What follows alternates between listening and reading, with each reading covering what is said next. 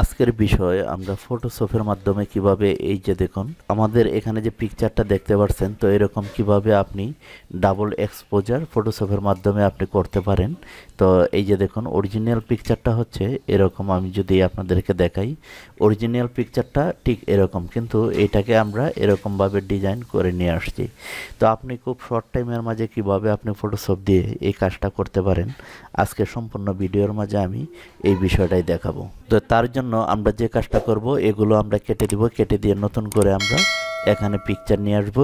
আনার পর আমরা এই কাজটা শুরু করব। তো ভিউয়ার্স, আপনারা দেখছেন পুতুল টেক ইউটিউব চ্যানেল, এবং যারা ইউটিউবে দেখছেন পুতুল টিচ ইউটিউব চ্যানেলটি সাবস্ক্রাইব করে রাখবেন। এরকম আরও বিভিন্ন ধরনের টিউটোরিয়াল আপনারা পেয়ে যাবেন। তো আমি এখানে দেখতে পাচ্ছেন যে একটি পিকচার আমি নিয়ে আসছি। তো আনার পর প্রথমে আমরা যে কাজটা করব, এখানে দেখুন এই যে একটা টুল রয়েছে কুইক সিলেকশন টুল। তো এই যে উপরে কুইক সিলেকশন টুল, এটাতে ক্লিক করে আমরা এই পিকচারটার উপরে, বাহিরে না পিকচারের উপরে এরকমভাবে আমরা সিলেক্ট করে দিব। তো এখানে দেখতে পাচ্ছেন আমি মোটামুটি সিলেক্ট করে ফেলেছি।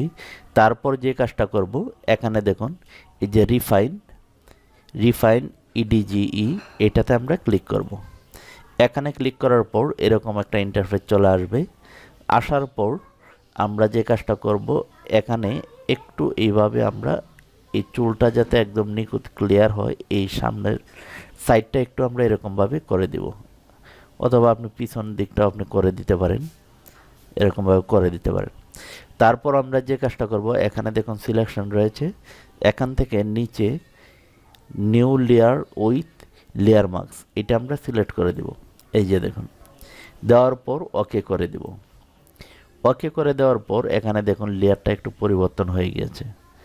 তারপর এরকম হওয়ার পর আমরা উপরে নতুন যেই পিকচারটা আমরা সেট করব, সেই পিকচারটা এখান থেকে নিয়ে আসব, অথবা আমি এখান থেকেও টেনে এনে দিয়ে দিতে পারি। আমি এই যে পিকচারটা, এটা টেনে এনে এটার উপরে আমরা ছেড়ে দিব।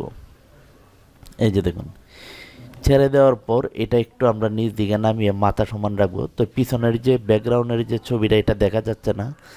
এখানে দেখুন অপাসিটিটা আমরা একটু কমিয়ে নেব। এইভাবে কমিয়ে নেওয়ার পর পিছনের যে পিকচারটা, এটা দেখা যাচ্ছে। তো আমরা ঠিক এরকমভাবে এক সমান সমান করে রেখে দেব। তারপর এটা একটু এদিকে একটু টেনে দেব, এই পিছনেরটাও একটু হালকা টেনে দিব। এরকম দেওয়ার পর আমরা এই যে এখানে ক্লিক করব।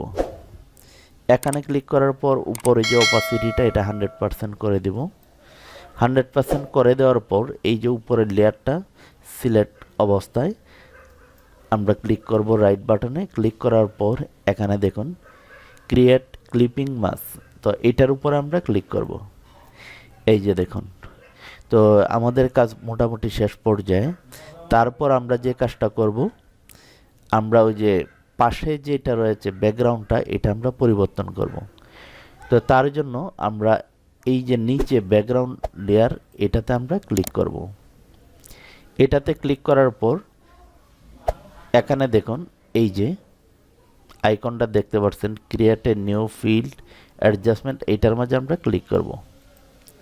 এখানে ক্লিক করার পর এখানে দেখুন সলিড কালার, এটাতে ক্লিক করব।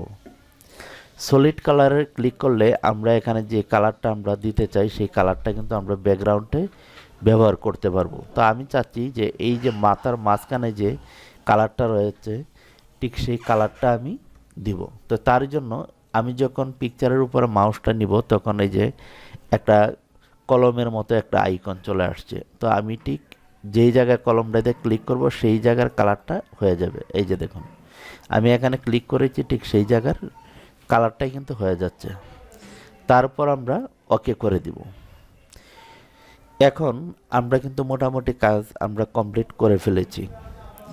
তো এই ছিল আজকের ভিডিও টিউটোরিয়াল।